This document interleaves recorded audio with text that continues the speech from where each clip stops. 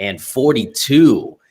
Thank you for joining in today. We're going to have a returning guest, Mr. Bobby Martins. He's an EXP real estate agent out of San Diego, and he'll be joining us after Ruth gives us the market update. So Ruth, what is happening in real estate? Oh, here we go. I'm going to hide you for a minute so everybody can see. Put myself down there. Here we go. Well, it has been trending this month down in the inventory. We are down to 21 days of inventory. Yes. And we only listed 42 homes yesterday, and we put 47 under contract, and we closed 98. So if you can see that trend, it's not a good one for people who are looking to buy a home. And we only have 2,270 homes, single family homes, that are on the market. Now, what that breaks down to, Max, is of those 2,270 homes, only 565 of those are under $400,000 or under. And yesterday, out of the 42 we listed, only 9 of those were under 400,000. So my only saving grace here is if you look at September of last year, we were selling 122 homes a day. This year, we're selling 127 homes a day. So it's not like we are changing so much the activity when it comes to sales, but we are changing the activity when it comes to our inventory, because last September, we had over 1.5 months of inventory, 6,000 homes available. So that narrows the playing field tremendously. The $1 million homes are still going 4 times as fast as they did last year. And we only have 430 of those available. And the other thing that's interesting this year that I've been trending is the investors, the non-owner occupieds. They're buying 43 homes a day, everybody. So when you look at the $1 million homes, the investors buying homes, it narrows the playing field for a lot of the people trying to get into their first home or downsize. So that's what's happening in real estate. And we'll see what happens toward the end of the month. Hopefully, when October hits, we'll get some more listings. And I am praying for that like you wouldn't believe. So I'm gonna hide that and bring you back, Max. Let me see, find you over here. There we go. There you are. All right. So, I just noticed on the spreadsheet that last year's median home price was $347 at the same time this year, and now it's $407. Yes. $60,000 increase in median home price, which is incredible. I mean, we haven't seen this type of market since the crazy days of 01, 02, 03, 04. Right. But we're in a different time too, which is, it's not, investors buying or people just in general buying 2, 3, 4, 5 homes with 100% down. It's full documentation right now, and a lot of institutional buying, which is crazy. Well, it is. And I was going to say something about, I know what I was going to say. If you look at my stat sheet, I'll just bring it up here. Up here, you probably can't see this, but up here in the upper right-hand corner, all the single-family homes median price right now is $407,000. Mm-hmm. However, if I take away, which I did, all the homes that are $1 million plus, and did that same calculation, the median price is $400,000. So that's the good news. So with all the, see that what impacts the median price is all these $1 million homes that we're selling that we weren't selling previously. Sure. So so that's some reprieve, but that's 400 for it's still 347 to 400,000 in a 12-month span. That's pretty strong. I mean, the real estate market obviously continues to be very strong here in Vegas as more and more people come here. I mean, what is the stats for the net daily inflow of population or people moving here? Do you have? Oh, there you go, 130 new residents per day. So those people need housing. And that's why we're seeing construction, kind of boom all across the valley here with apartments. Yeah. Talk for a second. I'm going to text Bobby and see if he has an issue getting on. Yeah, you got it. So, this is a problem that'll probably continue here because what Ruth and I were talking at the beginning of the show, before the show started, was there's just too much liquidity out there, with the government and the federal deficit and spending and all the stuff that happened last year with the injection of new money.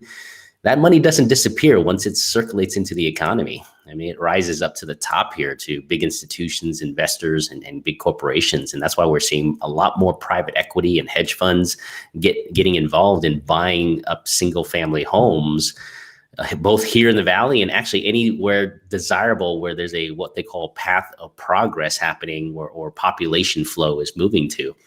And so it's desirable places like Nevada, which considerably across the country, given the fact that, all the amenities that we have here in Nevada versus the big cities like New York, LA, San Francisco, Seattle, Washington, Portland. I mean, we have all the nice amenities, the nightlife, the 24-hour entertainment, the tremendous amount of good food here. I mean, outside of Las Vegas, I mean, I can only think of a handful of other places where you can get a very nice meal and good food and enjoy, food in variety of types of cultures and different styles of food. And so, I mean, we have kind of the best of both worlds. And if we can figure out some more rain here and some more water, we're in a 20-year drought right now, is what I heard from the Water Authority. Oh, really? In the mail this year. So, but I mean, and right now, especially with the world still, travel around the, worldwide travel is still kind of restricted a little bit. The tourism is coming here. I mean, there's very, very few places in the U.S. now. The people that would be traveling worldwide to find entertainment is coming here to Las Vegas. So, I mean, it's just we're in the right place at the right time in the right moment in history at this point, and who knows where the next 10 years takes us. But Ruth has some interesting prediction about, or she read some article about how, home prices in America are going to balloon up to 50 million or $10 million as the median home price. In 50 years. In 50 years.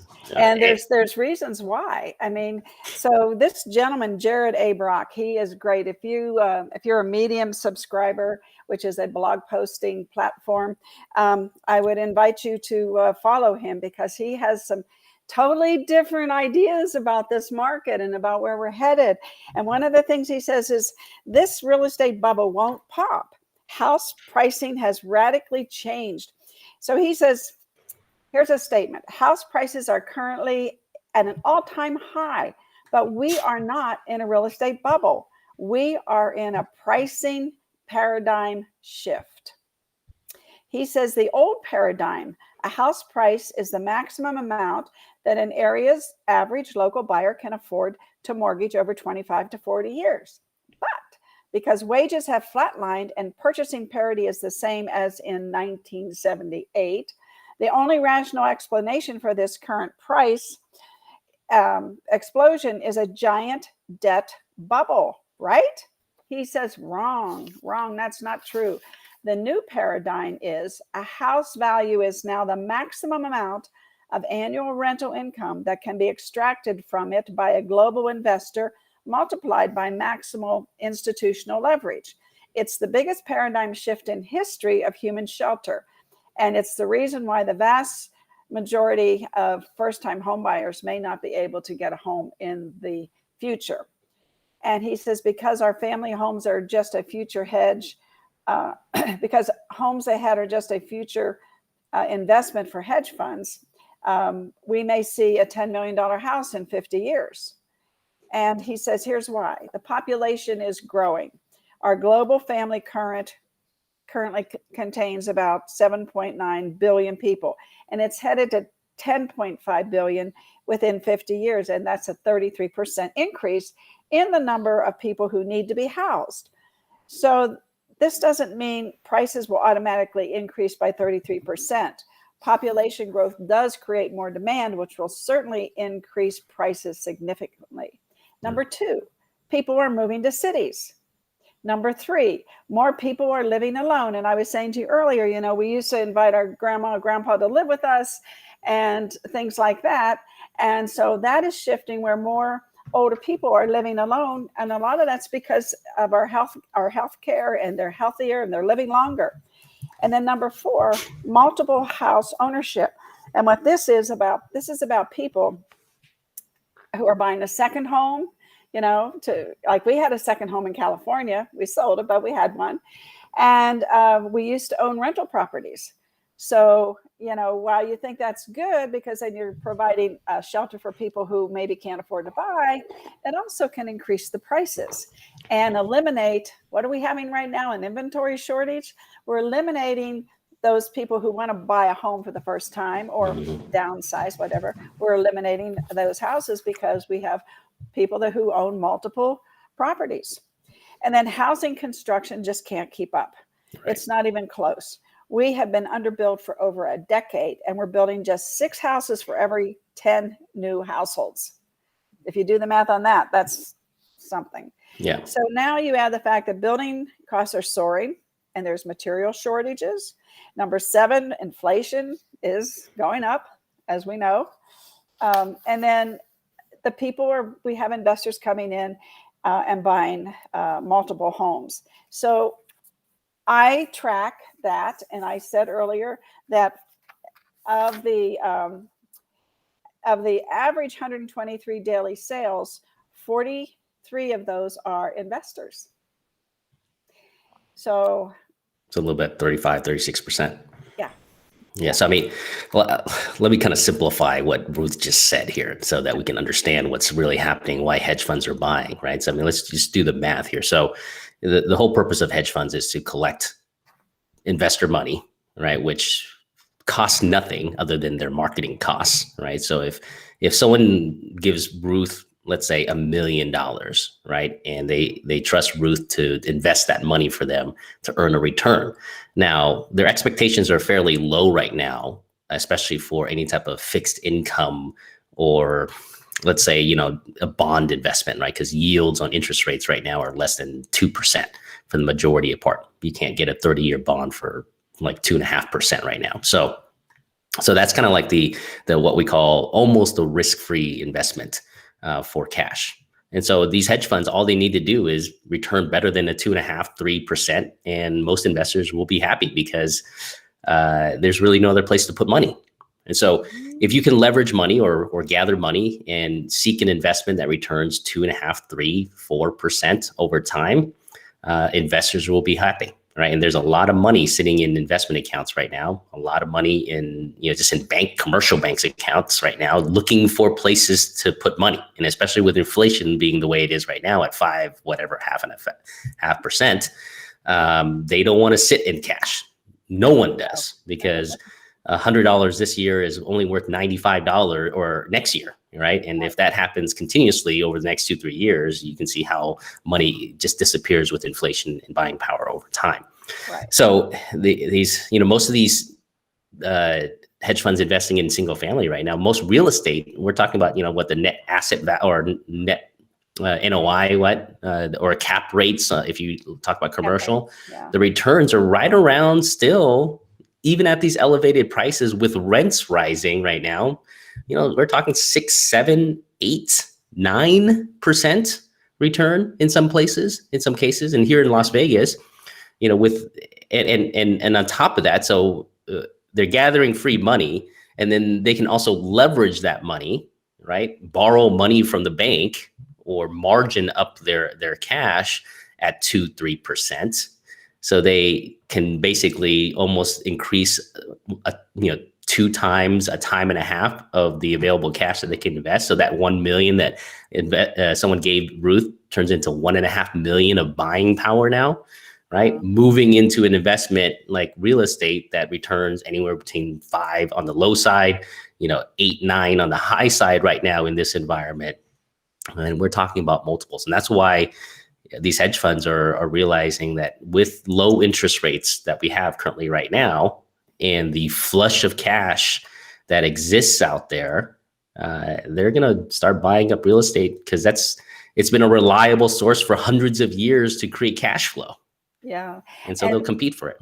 And the other, this gentleman he gave an example. He said if a first-time home buyer can afford $1,200 a month, and they can buy a home for $250,000, a landlord can squeeze $1,250 a month in rent from a long-term tenant. So if they're expecting half their revenue to go to costs and want a 2.5% ROI plus appreciation, they're willing to pay up to $300,000. And that's what we're seeing right now. The Zillows and Open Doors of the world are paying more than list on price. And so, a prudent real estate agent will price a home at its market value. And they take into consideration the recent sales in the area, and the square footage and whether it has a pool. Anyway, they do really, our MLS system has done an excellent job at helping us do comps the right way. I'll say it like that. So anyway, so a prudent real estate agent will price a home at the right price that an appraiser would appraise it for, whether you're looking for a cash buyer or not. So a cash buyer sometimes want appraisals as well. So you want to make sure that the house is priced properly. But what's happening if I price a home at $350,000, I have an investor coming in and saying, I'll give you cash $385,000, no appraisal contingency. That's what's happening. Right. And because of what I just said, they see over time that they're going to get a return on investment. Right. Exactly right. And they're not looking for a huge amount either, unlike individual investors who try to look at returns and, they want next year their property to go up 10-15% in value. That's not what these hedge funds and private equities are looking at. They're looking at the next decade. Yes. Right. The long term. And they're willing to take a break even, if not even a slight loss in that investment right now for the accumulation. They know the accumulation of property, because over time they're gonna get value out of it.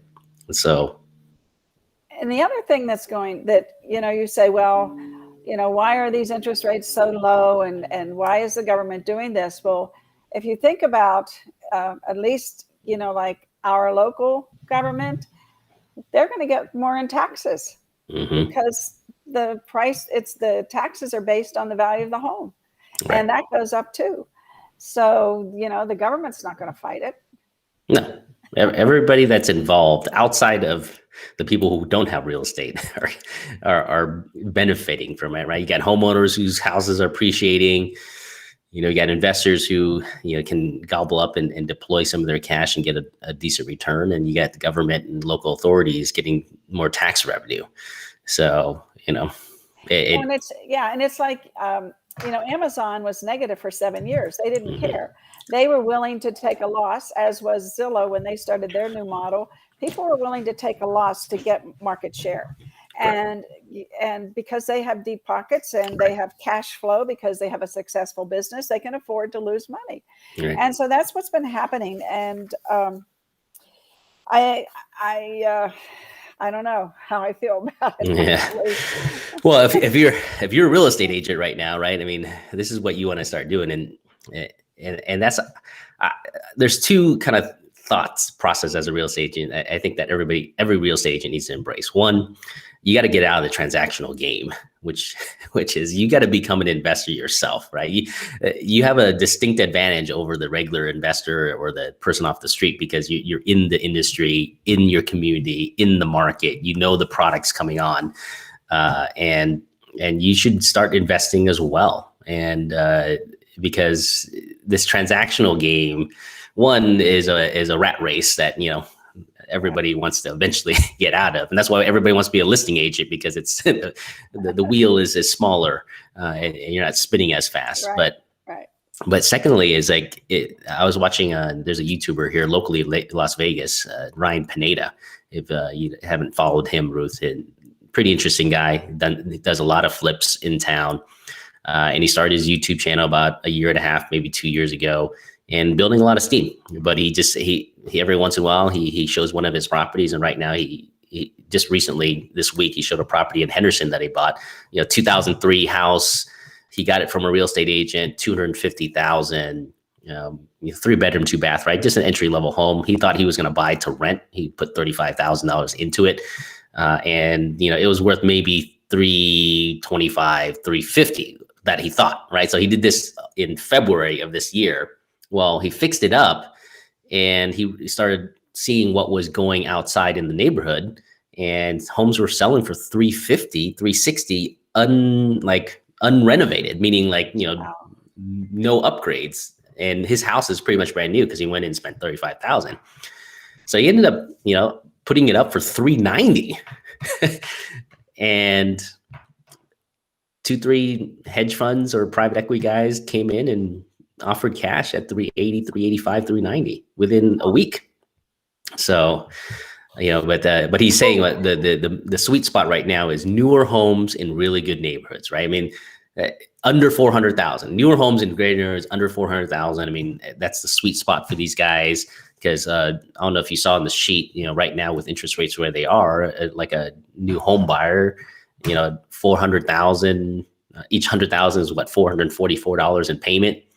Right. So the affordability, and everybody's probably, right around 1,600, 1,800, 2,000 in mortgage, right? They can afford that, and they can afford that in rent too, as well. I mean, so, that's the sweet spot that they're doing the math on. And even if they get even if a hedge fund right now can get, 3% return on equity, right? Or versus the rent, they'll do it all day long. Because one, they're leveraging some of that money up. So that 3% is actually more like 4.5%, 5%. So, I mean, it's an interesting time, right? And it is. There will be a slowdown of some sort, because I mean, money's not infinite. Well, maybe it is. I don't know. The way the government's printing money, it seems like money is infinite. But I mean, it's going to be driven a lot by population growth and demand and wages and stuff like that. So there's going to be elements, but it doesn't look like, that this doom and gloom bubble thing that everybody thought was going to happen 2-3 years ago, or even before the pandemic, right? I mean, we had agents in the community talking about how can these prices be so high? And here we are, even higher. I mean, like exponentially higher than, from 2011 to 19 was like, a 30% increase or 40% increase. And from just 20 to this year, we're seeing 20 to 25, 30% increase just in the last year alone. And so, well, Canada's right now up 40% this year. Yeah. In housing prices. That's crazy. Even with their restrictions on foreign investors that they passed like 2-3 years ago, which is crazy. I think the one thing that I mentioned to you, so if in 50 years, I know a lot of 20-year-olds, they're going to be alive in 50 years. I mean, according to the insurance statistics, they'll be alive till they're over 100. Mm-hmm. So if I'm a 20-year-old or 25-year-old and I buy my first house, and in 50 years, that house that I paid $300,000-400,000 is worth $10 million. Do you know my taxes are going to be $100,000 if they stay at 1%? When I'm, if I'm a 20-year-old, 25, and then when I'm my age, they're soon I'm almost 75. Do I have $100,000 laying around to, pay taxes? I don't know, because you don't know what's going to happen with other things. Well, that's the challenge in California right now, Ruth. For people who've owned homes 20 plus years, that's the reason why they're not selling, because they don't want to buy into a new house with a new tax rate, right? Whatever Proposition 13 or whatever it is in California, right? Where they cap the tax rates, right? We have it here. I don't know what prop it is here in Nevada, but we do also have a tax cap that taxes can go up only a certain amount of percentage a year, so that just in case 20 years from now your home goes from $300,000 to $3 million, you're not paying the full 0.8% of $3 million. It's a tiered gradual. You're only paying 3% cap every year on your taxes. So but that's the reason why no one's selling. Right. And moving, and they're renovating, and that's what's causing the shortage too. And the lack of like entry level homes coming back into the market is because like prices are skyrocketing, and people don't want to get into a new tax situation with a brand new house. They sell their house for $1 million. They got to buy, a $2 million home, and now their tax burden just doubled. Yes. Yeah. Yeah. I don't know. It's, but I feel very solid that there's no bubble, but there is a paradigm shift happening, and it's with pricing. No, Grant Cardone said it. I mean, he predicted it 4 years ago. He said, we will turn into a nation of renters moving forward here. I mean, it's just because of what's happening here. Yep. And sadly, they will be outpriced. I mean, the first time home buyer will be outpriced, and they might have to wait until they're, instead of buying your first home at, 27, 28 or 30, or, I've known some kids who buy their first home at 24, 23. They're going to have to wait till 35, maybe 40. Yeah. Now, as they, progress into their higher income years and, progressive years. So, yeah, so interesting to see. I mean, it'll be, but we're on solid ground here in Vegas here. Yes, we are. That's the good news. Mm-hmm. And, and if some of you are thinking, it's cool if prices rise because I already own a house and I'll hold on to it and I'll retire with 10 million, but you got to remember the taxes. You got to remember the taxes because those taxes are going to go up. Right. And you said ours is a 3% cap. I think it's a 3% cap in Nevada. I'm going to do some research on that and maybe do some numbers and see what could happen. Correct. Because if they took off that cap, I can tell you, I mean, that's why your mortgage and your escrow account, if you impound, right, stays pretty stable. It's gone up the last few years. I've seen in my mortgage payment, it's gone up, like $20 or $50, But if they took off that cap and they just readjusted, assessed it with the current market value, I mean, that would mean that your tax, would from last year to this year would be 20% higher, right? So on, like, say for instance, if you pay, $300 on a $300,000 house, let's just round it up to 1%. That's $3,000 a year. That means that next year would be this year would be $3,600. I mean, that's like $60 in 1 year. Say that again. That was too fast for me. So I'm saying if your house value went up 20%, right, then your taxes should go up 20% as well. Oh yeah, right. So $3,000 tax bill this year becomes $3,600. Yes. We're not seeing that increase. I mean, it's not. I would have seen a bigger difference in my payment with the impounds. So there is a cap. I think I forgot what prop it is, but it's been around and hopefully they'll ever lift it. Hopefully they'll keep it. Right. Yeah. Well, it's just an interesting, it was just a different perspective because I keep arguing against the bubble. That's the most asked question on Google about real estate is there a real estate bubble? And so I've been defending that with as much data as I can come up with. And so does Brian Buffini and Tom Ferry and a lot of the mentors I have. And they all agree that there isn't. So this is a new twist on that question. Right?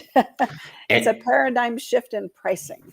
Right. And so as a real estate agent, especially if you're representing buyers right now, you got to give them this information, tell them the rationale, and tell them don't wait. Because if you wait any longer, prices are going to go higher. All right. Because there's less inventory. I mean, and that's going to push prices higher. So, I have these 9 points, and I'm going to put this. I created a PDF for putting this in the group, my Ruthie Rocks group. And because I think people should think about this, read it, and see what they think. And the other thing too is these Airbnbs, these houses that are let's say 50 years old in Vegas, and that's an old house for Vegas, right? Yeah. But they're in neighborhoods that don't have HOAs, and they coincidentally are right around the strip, right? So they're perfect for Airbnbs. And so these houses that are maybe worth, $340,000 are going for $500,000 and $600,000 because they know that an investor can come in and turn it into an Airbnb. And when you do the numbers, you can make $8,000 a month or whatever. Right. Gross anyway. I don't know what the net is because I haven't done that math. So that's what's pushing those prices up. Right. Yeah. I think the Airbnb numbers I hear from people are like, it's like 50% like net, so, I mean, it's still, I mean, but what is still 50% net, $4,000 a month on a $345,000 house. That's more than covers your mortgage. Exactly. Yeah. I'm working with an agent right now that's trying to buy a couple.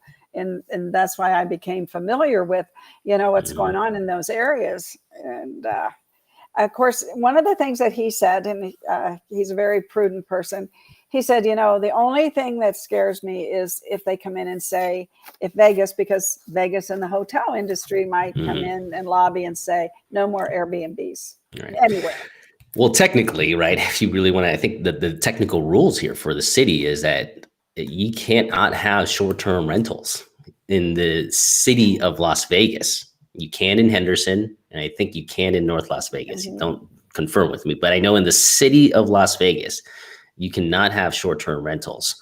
There's a loophole to that, and at another show, and maybe you want to ping Ruth on Ruthie Rocks on how they're getting by that. Right, there is a loophole, but like Ruth said here. I mean, at any point here, you're competing against the biggest industry here in town that employs the largest people who have the biggest lobbyists. So, I mean, that could drastically change at any moment. But so, I mean, don't go into it, not knowing the numbers. And if you have to turn it back into a long-term rental, just make sure you can cash flow. Right. Exactly. Yeah. Yeah. And this might be the time to do it because of the low interest rates. So. No, there's no better time to buy property right now. Because I think I saw some math too. It's like, even if prices went down, but interest rates go up, I mean, you're in the same spot, right? Because you're not buying, no one's putting, unless you're, cash investor, you're not plopping down the whole amount, right? No. Majority of people are getting 30-year mortgages. So the payment is what matters, because that's what you end up paying in the long run. So no better time. It's a mistake right now to wait here, especially here in Vegas, because we could see our home prices go up median wise another 40, 50,000 probably in the next few years here. So, I agree. Well, I hope this has been helpful to kind of give everybody a different perspective on what's going on. And I will put this in my Ruthie Rocks Facebook group as a PDF so that you can download it and read it and see for yourself. It's about 13 pages, but it's a 9-minute read. I made it big. I made the print big. Well, yeah, I mean, you zero in on it better. Yeah, no, absolutely. Actually, retention's better because if you can clearly read, there's psychological reasons why that is, but and a lot of spaces. Hopefully, there's a lot of spacing there, Ruth. So our friend Bobby Martin had technical difficulties. He's taking a rain check though, so hopefully he'll be back next Saturday. Perfect. So it'll be interesting to see you back on town. Seeing what's happening in the real estate market in San Diego. Yeah, and I was thinking I might try to get Steve, who is a broker in Los Angeles, and have them both on, and they can compare notes a little bit. And I wasn't able to reach Steve yesterday, unfortunately. Otherwise, we would have at least had Steve. Yeah, but it's okay. It might be good to have both of them. Yeah, that'd be great. Turn the lemons into lemonade, everybody. Yeah, exactly right. So what's happening in training this week? Okay. Let's see, what did I do? I hid you for a second. I'm going to hide him. Put myself down here. So everybody, we have ethics on Monday, and it's ethics is going to be from 2 to 5 on Monday. What do you think? It's a great ethics class taught by Jimmy Daig. And then on, let's see, I think Friday. Yes. Then we're having sellers. Let me see if we can see that over here. Yeah. On Friday from 10 to 1, we're having an agency class, and it's advanced strategies for sellers. So we all need that right now because we need more listings, and we need to learn how we find a home for sellers before we put their home on the market, because that's their question. Anyway, we look forward to seeing you this Monday or Friday. And then at the end of the month, we have a broker management class. It's called Pay Attention. It's a great class for agents, and it's a great class for brokers, and it's a general credit. And that's from 2 to 5 as well. Our 2 to 5 classes have happy hour. Our 10 to 1 classes, we have lunch. So there you go, and go to bee.vegas to sign up. And where's my Max friend? Here we go, Max. And that's what's going on. All right, everybody. Well, have a good rest of the week, or actually the brand new week here. Rest of the week for me, because this is Saturday still. But everybody have a great week. I'll see you next weekend, and tune in for Ruth on Monday at 9 a.m. See y'all. Have a great